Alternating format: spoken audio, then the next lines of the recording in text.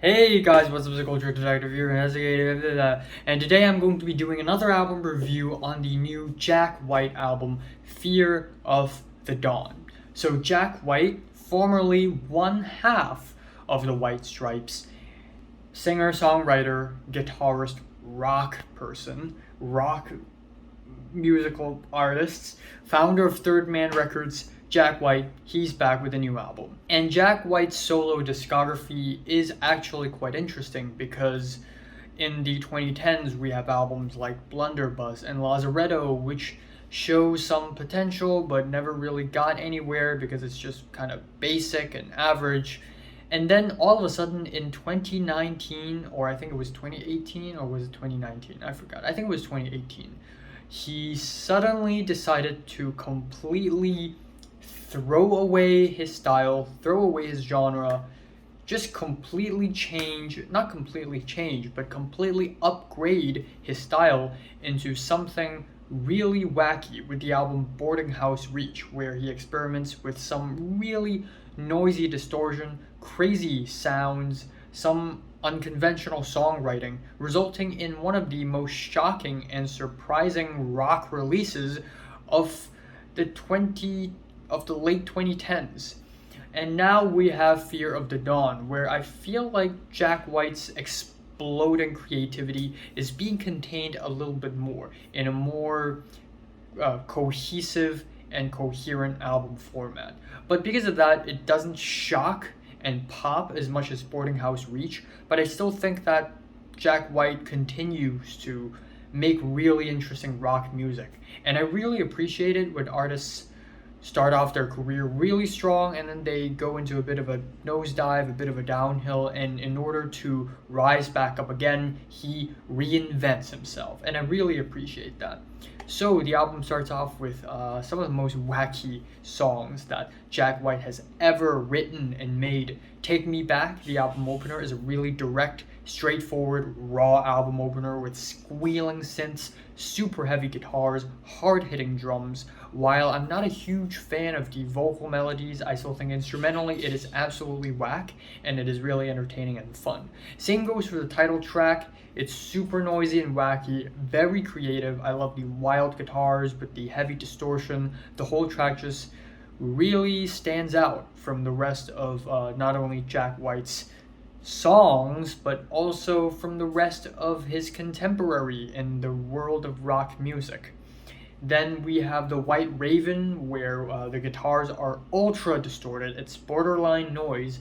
But that being said, though, I think the melodies of this track is a little bit redundant and repetitive. Now, that is followed with Heidi Ho, which is one of the strangest, if not the strangest song that Jack White has ever written, because it features none other than Mr. Q-Tip. Q-Tip from the legendary rap group A Tribe Called Quest. What? And this whole track is this really funky rap rock fusion with a little quiet acoustic bit and an explosion at the end. And Q-Tip actually sounds mad on this track. It's fiery, it's strange, it's weird, it's eccentric, it's about being yourself, being creative, and it is such sensational. Then we have the track Triosophobia, which pretty much means fear of the dawn or fear of sunlight, I think.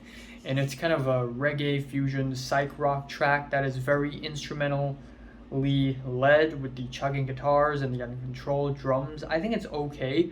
I would have liked it more if this track features more of a structure. And also a little bit later on this album, we have the reprise of Triosophobia, which is also kind of like that. The track Into the Twilight is an 80s synth funk track. It's weird, it's crazy, and it has some really eccentric vocal performances. That is followed with Dusk, an interlude, and then into the track What's the Trick, which is basically these raging, rambling drums and guitars and these maddening rants performed by Jack White. Some of his most intense performances to date. And these, I think, reversed motorcycle revving sounds. It's kind of a mess, but I do appreciate the insanity behind the track. Then we have This Was Then, This Is Now, which is more of a poppy and melodic track with the buzzy guitars and the strange toyish bits of sound. I really like it when Jack White goes really noisy and really eccentric, but I think the tracks that shine on this album are actually the tracks that are a little bit quieter and a little bit safer. They just, and by a little bit, I mean like a little bit, like slightly. It's not safe enough to sound basic and average, but it's safe enough to sound coherent and cohesive and conventional. And it's just right between too eccentric and too basic, and it just really works out. Morning, Noon, and Night is another example. It slaps. It's a fun, noisy jam with some really charismatic guitars and performances. And finally, we have the album ending, Shedding My Velvet, which is definitely the slowest and quietest track on the album, but it's still really good. It's still really kind of mid-paced with the hip-hop drums and the introspective lyrics about getting better, being yourself, illuminating instead of shining. And yeah, it's just a very solid album ending.